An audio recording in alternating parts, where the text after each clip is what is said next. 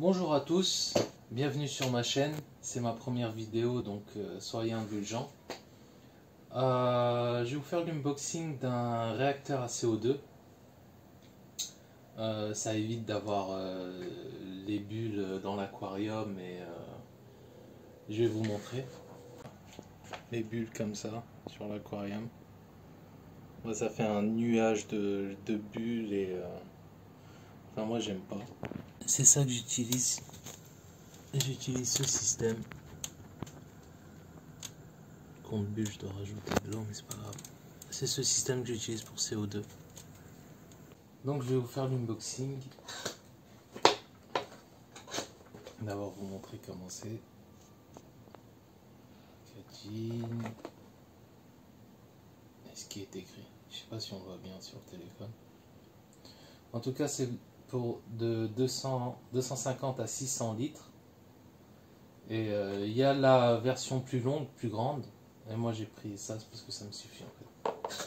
Du coup je vais vous faire l'unboxing. Voilà comment se présente le réacteur. Et comme ça en fait.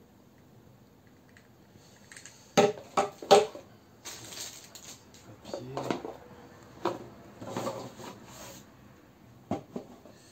Il y a la notice mais ça on s'en fout.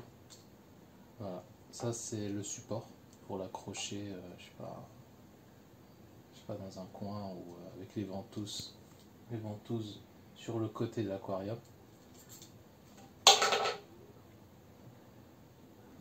Ça c'est pour serrer le tuyau, pour tuyau 16-22, enfin je pense. Ensuite, quand on l'ouvre, ici on a un joint. Et normalement, voilà. En fait, ce qui se passe, c'est que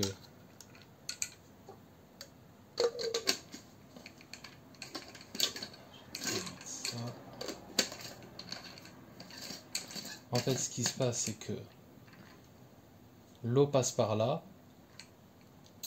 Ici, c'est pour le CO2. Du coup, le CO2, avec la force de l'eau, ça fait tourner les rotors. Et en gros, ça dissout plus vite le CO2. Et ensuite, c'est aspiré par là. L'eau, il passe par là, par en dessous. Et normalement, c'est censé... avec la canne de rejet, c'est censé à ce que le CO2 soit complètement dissous dans l'eau. Du coup, on se revoit après. Je vais faire le montage et je vais vous montrer comment ça fonctionne en fait avec le bruit et tout. Donc, je vais vous montrer comment on le monte. C'est super simple. Du coup, ça, c'est le tuyau de la canne de rejet qui est là. Et pour la canne d'aspiration, c'est ce tuyau. Du coup, ce qu'on va faire, c'est qu'on va déjà couper ça. Voilà.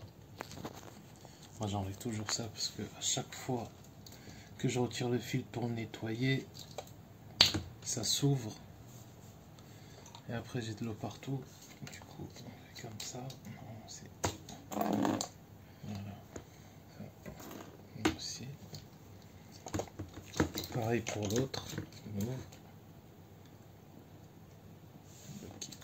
J'ai merdé.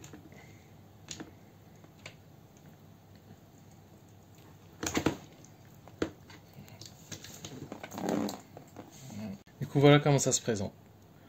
Moi, je l'ai mis comme ça. J'ai mis le serre-joint. J'ai tiré un peu, mais ça tient pas bien. Et sincèrement, j'ai pas envie de me retrouver avec de la flotte dans ma chambre. Du coup, je mets ça. J'ai oublié le nom.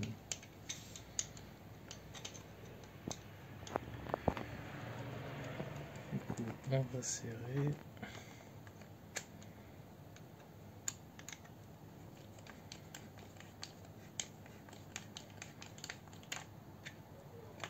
On coupe. Donc voilà.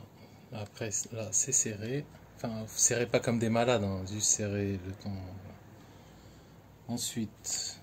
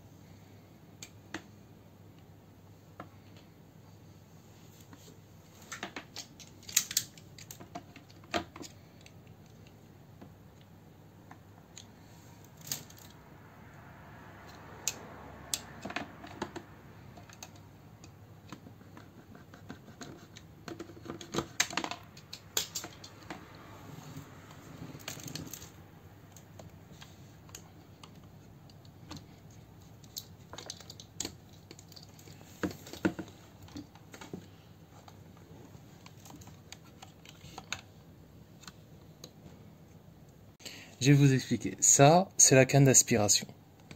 Du coup, voilà la canne d'aspiration. L'eau, elle passe, tac. Voilà la canne d'aspiration. En fait, tout se branche sur la canne de rejet. Ici, c'est la canne de rejet. Tac, elle passe par là. Ici, moi j'ai mis ça. Parce que j'ai l'impression que le tuyau, il est un tout petit peu grand pour le serre-joint. Et j'ai pas confiance, je suis un peu parano. Du coup, je mets un serre-joint. Du coup, voilà. La canne de rejet, l'eau passe par là. Elle fait tourner les hélices ou les rotors. Et ensuite, elle ressort tout en haut par la canne de rejet. Et normalement, il est censé pas avoir de bulles. Les bulles, ils doivent être dissous dans l'eau. Et ici, c'est le tuyau de CO2. Et je vous montrerai dans une autre vidéo mon installation. Et ça, c'est le compte bulles. Voilà. Du coup, on va ouvrir les vannes. Du coup, voilà l'installation. Après avoir ouvert les vannes, j'ai coupé un peu ici. En fait, ça c'est pour, c'est un peu l'insonorisation parce que les filtres IM que j'ai, ça fait longtemps que je les ai. Et je sais pas pourquoi, j'ai mis de la vaseline, j'ai mis du lubrifiant exprès pour qui accroche à l'eau et tout, mais ça fait toujours du bruit, je sais pas pourquoi. De toute façon, je vais acheter d'autres filtres en inox avec, customisable et tout ça. Je vous ferai quand je les achèterai, je vous ferai un unboxing. Du coup, moi j'ai fait comme ça. J'ai bien serré ici les serre-joints.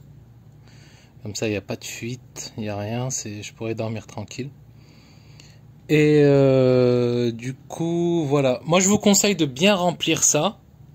Laissez aucune bulle d'air. De toute façon, même s'il y a un peu d'air, ça va partir avec le temps. Et du coup, voilà, on va le mettre en marche et on va voir ce que ça donne. Allez.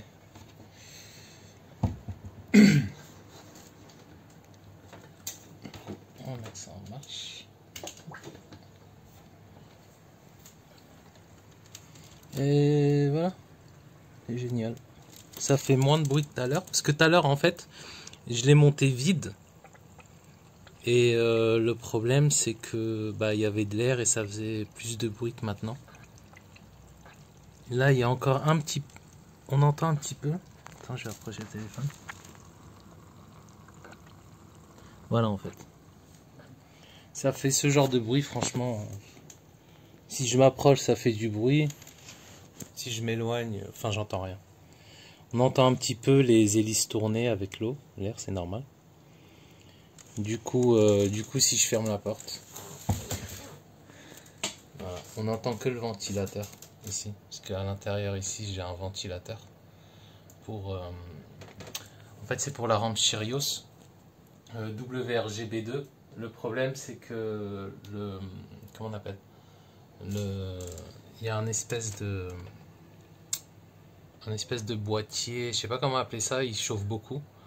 Du coup, j'ai mis des ventilateurs de PC en fait pour refroidir, pour allonger la durée de vie. On sait jamais de toute façon, mieux vu avec la chaleur maintenant. Du coup, voilà. Du coup, moi je l'ai mis. Il y a encore des petites bulles. Mais franchement, c'est pas la brume que j'avais avec ça en fait. Avec ça, j'avais un espèce de brouillard. C'est bien, hein, ça dissout super bien le CO2. Là, avec le drop shaker, il est pile poil, il est optimal en fait. Mais moi, au début, ça me gênait pas. Mais après, c'est vrai que voir des fines bulles un peu partout dans l'aquarium, ça me gênait un peu. Et du coup, voilà. Du coup, il y a vraiment quelques bulles, c'est vraiment, c'est minime quoi. C'est minime. Voilà ce qu'on entend un petit peu. On entend ça en fait. Et ça c'est juste avec le CO2. Moi je mets le CO2 à peu près 7 heures par jour. Je l'allume 2 heures avant l'allumage de l'aquarium. Et je l'éteins 1 heure avant aussi l'extinction de... 1 heure avant que 1 heure avant que la rampe s'éteint. Du coup, dès que le CO2 se coupe, il fait beaucoup moins de bruit. Vous inquiétez pas, on n'entend pratiquement pas. Si vous avez un salon, si vous avez un aquarium dans le salon, c'est pas grave. De toute façon, avec la télé, c'est rare les gens qui dorment dans le salon, sincèrement. Mais si vous êtes dans votre chambre, moi je vous conseille de mettre ça. Des panneaux isolants. J'ai collé ça comme ça et voilà quoi. Parce que mes aquariums ils sont dans la chambre en fait. Et sincèrement avec ça vous entendez rien du tout. On a un petit peu de vibration mais c'est pas quelque chose de... Voilà. Du coup voilà. Du coup je vous ferai un retour. Parce que là il est bientôt 7h. Et je vous fais un retour dans quelques jours. En vous montrant le drop shaker en fait. Je vais vous faire une vidéo avec le drop shaker bleu, parce que normalement quand il n'y a plus de CO2 il devient bleu. Et dès que le CO2 est en marche, vers la mi-journée, comme ça, je vous montrerai le drop shaker comment il est. Et je vous montrerai ça. Sincèrement ça c'est des résidus de bulles en fait. Il y a quelques trucs, mais sinon 90% du CO2 il est dissous dans l'eau en fait. Ça c'est juste les 10% qui restent, mais sincèrement c'est rien. Et je voulais rajouter un autre truc. Franchement, avec ce type de réacteur, il n'y a aucune perte de CO2. C'est vraiment, il n'y a rien quoi. Les seules pertes qu'il y a, c'est ça quoi. 5% même pas. J'ai essayé tous les diffuseurs possibles. Comme je vous ai montré, j'ai essayé ça. Ça, c'est vraiment l'un des meilleurs. Enfin, si ce n'est... Je vais mettre en deuxième position avant le réacteur. Ça, je vous conseille vraiment ça si vous n'avez pas le réacteur. Je vous conseille ça. Les trucs en céramique et tout ça, c'est bien pour un anneau, mais sinon, voilà quoi. Moi, ça, j'aime pas. Trop de pertes. Du coup, voilà. Bon, ben, je vous souhaite... Coupe. Bon, ben, sinon, je vous souhaite un bon visionnage. Enfin, j'espère que la vidéo vous a plu. Et voilà, pour la qualité de la vidéo, je vais m'améliorer au fur et à mesure. N'oubliez pas de vous abonner, puisqu'il y aura d'autres unboxings et des conseils et voilà. Et n'oubliez pas de mettre un j'aime. Ça serait super gentil de votre part. Du coup, je vous dis à la prochaine. Allez, ciao.